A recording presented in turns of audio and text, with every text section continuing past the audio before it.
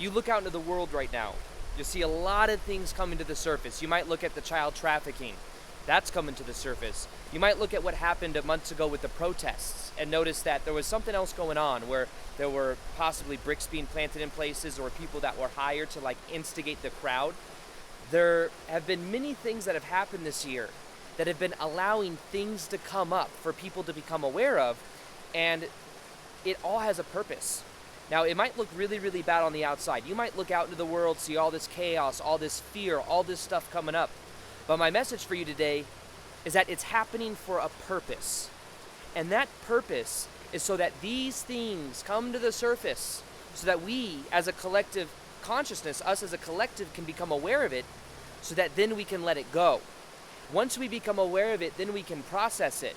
Now, these things have been hidden in the collective consciousness. When it comes to child trafficking, these underground tunnels that have been talked about. I was at my buddy's house in San Diego not that long ago, maybe 4 or 5 months ago, and there was a lady there that, you may have heard me talk about this story before, but there was a lady there that dealt with EMFs, and she said she had a friend that was in Idaho or some random place, and they just rescued over 1,200 kids from some underground facility that had been through deep trauma. Now, when I heard that, I've heard from people that there are these underground facilities, there's crazy stuff going on that is coming to the literally coming to the surface from underground.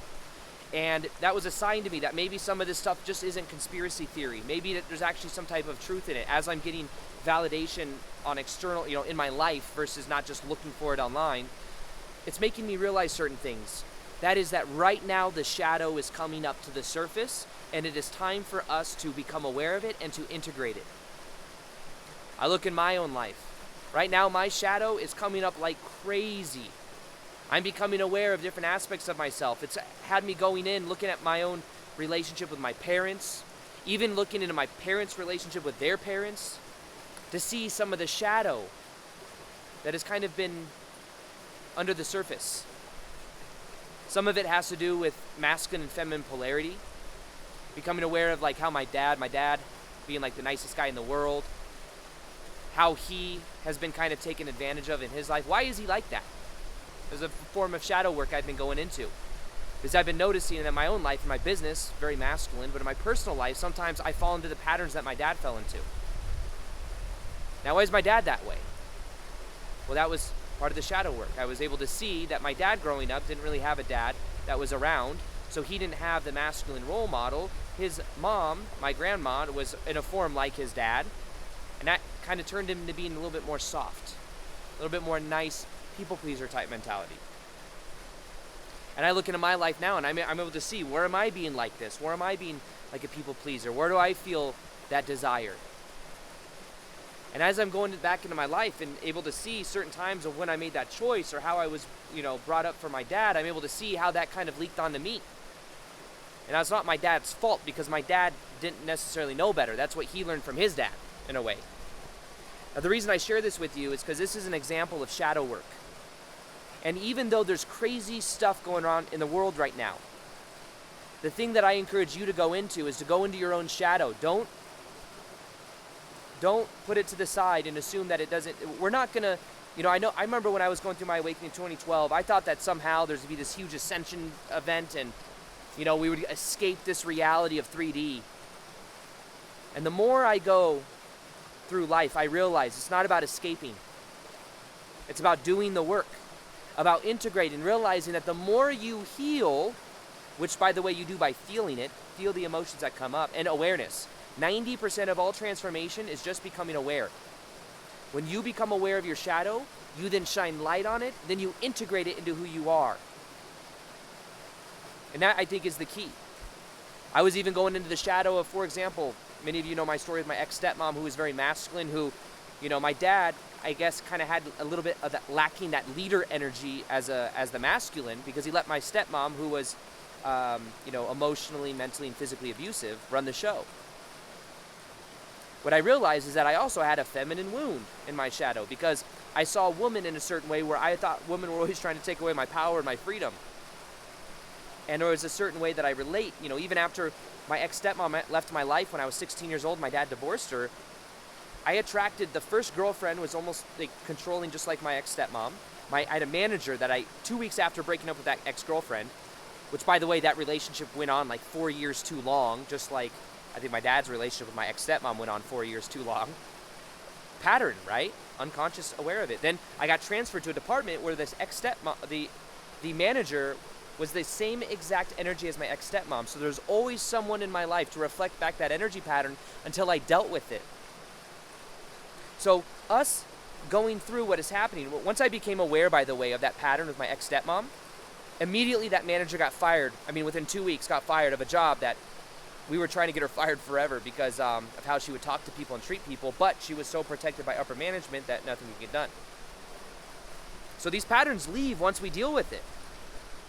So right now, what is happening in the world is we are becoming aware of the child trafficking, which I think has been a hidden agenda, something that's been happening for a very long time on the planet. People go missing so much, and we don't know where they go. We're now becoming aware that there's some facilitation, there's some type of energy going on that is harvesting that kind of energy somehow. When we talk about the dark, I know it sounds conspiracy theory, we talk about the hidden agendas. I believe they do very dark things, and they do that to keep the consciousness of the planet in a low state of consciousness so that we're much easier to control. Think about it, everything is energy. Everything is energy. We have an energy field around our body. We have energy fields that connects us all together. Now what happens is as people will keep low vibration on the planet, it then allows people to remain asleep. But guess what? People are waking up. I was talking to a lady in South Africa actually earlier, someone that works for me, or with me. And even her, she was aware that, somebody got what's going on in the world, someone in her family got it. And she said that even in South Africa, the numbers seem very inflated. There's something that just doesn't resonate. People there know that there's something else going on, the way the media portrays things. I'm not saying it doesn't exist. I'm just saying that things are very exaggerated by the media. That's coming to the surface too. I don't think anybody would argue and say that the media is completely accurate or has great integrity. I think we're pretty much beyond that. But the main message I want to share with you today is to go into your shadow. Now, how do you go into your shadow? The first way you go to your shadow is you have a willingness to go into it. That's being brave. Go into your shadow. Become aware of the unconscious parts of yourself that you're not aware of. And then secondly is becoming aware of the stories you have about reality. The stories you have about love, about money, about success, about the way the world works. People's stories are crumbling right now. People are looking at their story about the media, which used to be that the media is very accurate. Now it's like, no, it's not. Or maybe it was never that. People becoming aware of their story about the government. Do I feel safe? Is there something else going on? They're beginning to question these things. Conspiracy theory may seem crazy, some of them, but I will say, as time goes on, some of them are appearing a little bit less crazy. And when you realize that the word conspiracy theory was coined by the CIA back in the day to keep us away from questioning the government, it becomes obvious that what is there to hide? Well, that shadow, things that have been in the shadow for so long, these things are coming to the surface. I think we'd be surprised to see some of the celebrities that might be involved with this, who garnish attention, who then feed a certain agenda. We'd be surprised to see some of these things once the truth does come out. There's rumor that something by 2021 or sometime there could be some type of ET invasion, right? People are saying that. The thing that I encourage you to become aware of is just question these things that we're being told by the media. Question these things and go into your own shadow. Do the own inner work. Yes, the craziness on the outside may seem crazy, but the key is to go within. Go within because the outside is just a reflection of the inside anyways. So one of the things that I'm currently doing in my life is I am going into the shadow. I am healing these past fragments of myself. The masculine, the feminine energies. If I were to summarize 2020 in one main phrase, it'd be the masculine feminine polarity. Becoming aware of that, going into my feminine wound of my ex-stepmom, which then affects the masculine. Here's something I've learned by going into the feminine wound and nurturing myself. Right now I'm at this beautiful creek. I come here so that I can get into more yin energy, feminine energy, to receive, because I spent 3 years building a YouTube channel and got to this place and then realized I haven't really been enjoying the process as much. I'm not really filling up my own cup. And as I love myself and give myself the nurturing, I realize I don't really attract relationships into my life of people that really nurture me in a certain way. And I think it's because I didn't receive that nurturing growing up. Until my dad divorced my ex-stepmom, I had no nurturing. Like, I didn't have someone there to nurture me. So I have to nurture myself in order to attract that into my life. So I'm giving myself that love, giving myself that nurturing by coming to here and soaking in this water and this energy.